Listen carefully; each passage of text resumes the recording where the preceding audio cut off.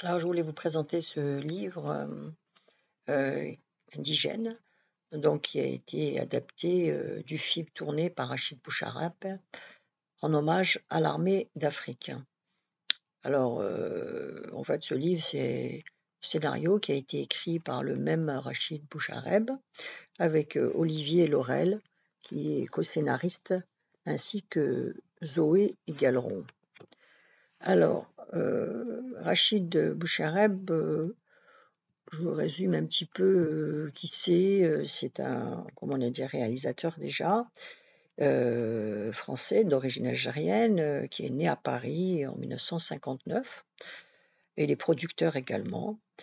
Donc il a écrit un certain nombre de films, réalisé plutôt un certain nombre de films notables, dont Little Sénégal, Indigène et Hors-la-Loi. Il a reçu également des nominations ou des prix.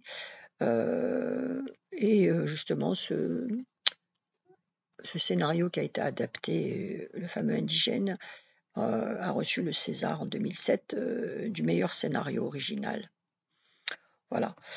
Et pour les autres, il a été plusieurs fois nominé pour les Oscars, pour justement Indigène, ainsi que des films comme Hors-la-Loi ou Omar m'a tué, etc. Voilà, alors le résumé de l'histoire, ça se passe en 1943, et la France libre a besoin d'hommes pour chasser l'occupant nazi. Alors Saïd, Abdelkader, Messaoud et Yassir s'engagent dans l'armée d'Afrique. Au prix d'immenses sacrifices à Monte Cassino, en Provence, sur les crêtes montagneuses du massif vosgien, ils opposent une résistance héroïque, dans une fraternité d'armes inoubliable.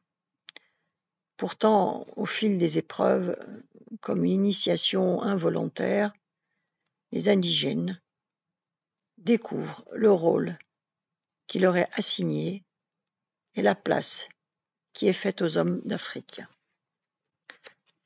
Alors, il a également écrit un avant-propos que je vais vous lire pour expliquer un petit peu cette démarche d'écrire ce scénario et de faire ce film derrière. Donc, je parle évidemment du réalisateur Rachid Bouchareb, qui est aussi l'auteur avec Olivier Laurel. Donc, il écrit ceci. J'ai toujours baigné dans l'histoire de l'immigration. C'est l'histoire de ma famille.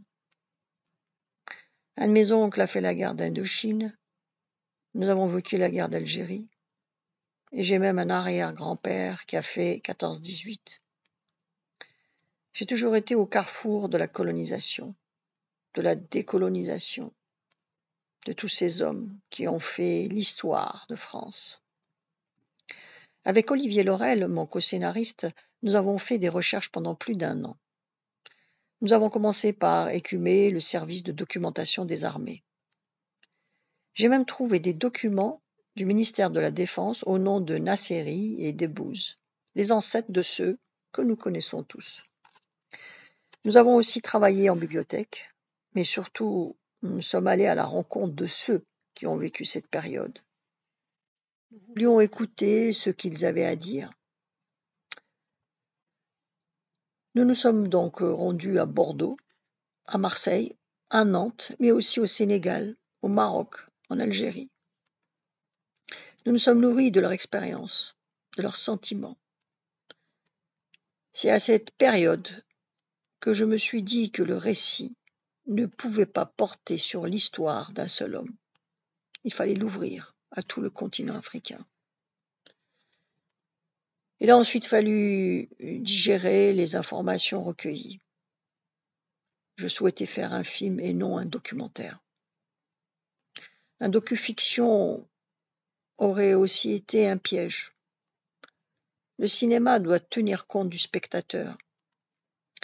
Il doit avoir une dimension qui dépasse le contexte historique, pour plonger au cœur de l'humain, au plus près de ce qui nous touche, au-delà de toutes les différences. Pour moi, Le cinéma est un vecteur de rencontres, d'émotions, qui donne d'abord à ressentir, ensuite à découvrir. Il n'y avait que comme cela que je pouvais porter l'histoire et créer un lien avec le spectateur. Je ne voulais pas être didactique, ça ne sert à rien. Nous avons développé le scénario pendant 2 ans et demi. Il nous a fallu 25 versions pour arriver à dépasser l'histoire et nous concentrer sur la manière ou la matière humaine, sur les petits détails du quotidien qui restituent la vie mieux que tous les discours.